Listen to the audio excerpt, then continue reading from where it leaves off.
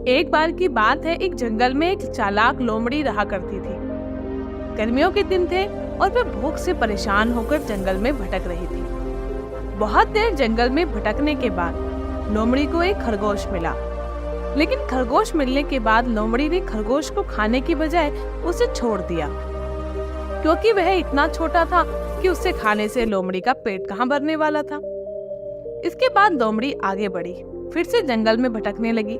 कुछ देर जंगल में भटकने के बाद भूखी लोमड़ी को एक हिरन दिखा। हिरन को देखते ही लोमड़ी के मुंह में पानी आ गया। लोमड़ी हिरन को पकड़ने के लिए उसके पीछे दौड़ने लगी। अपनी पूरी ताकत से हिरन का पीछा किया, पर हिरन लोमड़ी की पकड़ में नहीं आया। अब लोमड़ी खाने की तलाश में बहुत ही थक चुकी थी।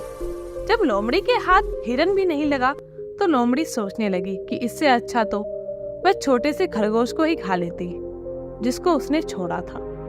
कुछ देर आराम करने के बाद लोमड़ी खरगोश को ढूंढने के लिए फिर से जंगल में भटकने लगी। जंगल में खरगोश को ढूंढते हुए लोमड़ी वहां पहुंची जहां उसने खरगोश को देखा था, लेकिन लोमड़ी को वहां खरगोश नहीं मिला। थक हार कर लोमड़ी को अपनी गुफा में लौटना पड़ा, जिसके बाद कई दिनों तक भूखी लोमड़ी को अपनी गुफा में भूखा रहना पड़ा और बहुत दिन बीत जाने के बाद लोमड़ी को खाना मिला। इस कहानी से हमें यह सीख मिलती है कि हमें लालच नहीं करना चाहिए।